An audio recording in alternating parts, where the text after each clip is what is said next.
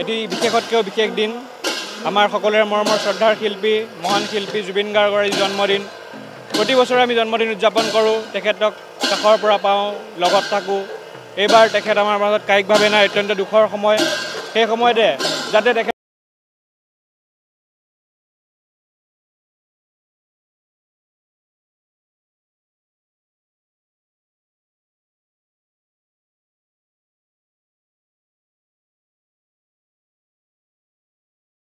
আজি আমাৰ বিভিন্ন প্লেণ্টেশ্যন কাৰ্যসূচী হৈ গৈছে জ্যোতিপ্ৰসাদ আগৰৱালা কলাগুৰু বিষ্ণুপ্ৰসাদ ৰাভা নটসূৰ্য ফণী শৰ্মাদেৱ ডক্টৰ ভূপেন কলাভূমি আৰু নেহেৰু মৈদানত বৃক্ষৰোপণ কাৰ্যসূচীৰে ইতিমধ্যে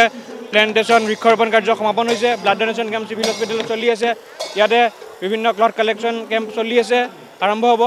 আৰু এতিয়া আমাৰ সাংস্কৃতিক শোভাযাত্ৰা আছে যি যাত্ৰাৰ নাম দিছোঁ আমি জুবিন যাত্ৰা জুবিনদাৰ কাৰণে আমি খোজ কাঢ়িম তেজপুৰ চহৰত আৰু তেখেতৰ যিহেতু প্ৰিয় চহৰ আছিল তেজপুৰৰ পৰাই আমি জুবিনদাক আজি জন্মদিনৰ শুভেচ্ছা জনাই উদযাপন কৰিম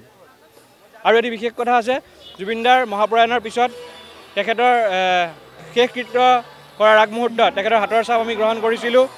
আৰু সেই বিশেষ হাতৰ চাপটো আমাৰ তেজপুৰত আছে আৰু আমি আজি নেহেৰু মৈদানত সেই হাতৰ চাপ নিৰ্মাণ কৰা সম্পূৰ্ণ হৈছে আৰু তেজপুৰত আমি আজি ৰখাৰ ব্যৱস্থা কৰিম জুবিনদাৰ হুবহু যিখন হাত সেই হাতখন আজি আপোনালোকে ইয়াত চাব পাৰিব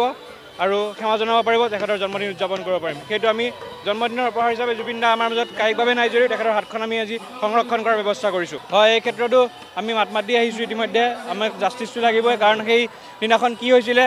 হুবহু গোটেই কথাখিনি আমাক লাগে অসমৰ জনতাক অসমৰ ভাৰতবাসী প্ৰতিগৰাকী জুবিন অনুৰাগীক লাগে সকলোৱে প্ৰশ্ন কৰি আছে আৰু ন্যায় প্ৰক্ৰিয়াটো অকণমান সময় লাগে আমি বুজি পাইছোঁ কিন্তু ইমানো পলম কৰি নিদিব যাতে অসমবাসীয়ে যাতে অতিষ্ঠ হৈ নাযায় আৰু যাতে এই প্ৰক্ৰিয়া বহুত বেছি দীঘলীয়া নহয় কাৰণ জুবিনদাৰ আমাৰ বাবে কোন হয় প্ৰতিগৰাকী অসমীয়াৰ বাবে অসমবাসী ৰাইজৰ বাবে কোন হয় প্ৰতিগৰাকী জনগণে অনুভৱ কৰিছে দেখিছে তেখেত ঈশ্বৰ পুত্ৰ তেখেতে অসমবাসীক দি যোৱা যি অৱদান সেয়া কোনেও পাহৰিব নোৱাৰে আজীৱন পাহৰিব নোৱাৰে গতিকে এনেকুৱা এজন মহান শিল্পীক ন্যায় দিয়াটোৰ বাবে আমি চৰকাৰকো অনুৰোধ জনাইছোঁ আৰু প্ৰশাসন ব্যৱস্থা কটকটীয়াভাৱে অতি সোনকালে চাৰ্জশ্বিট প্ৰদান কৰি ন্যায়িক ব্যৱস্থাটোত সোনকালে আমাক এটা উত্তৰ দিবৰ বাবে অনুৰোধ জনাইছোঁ যিকোনো খবৰৰ বাবে যোগাযোগ কৰক 7099017330 লগতে 7099017110 নম্বৰত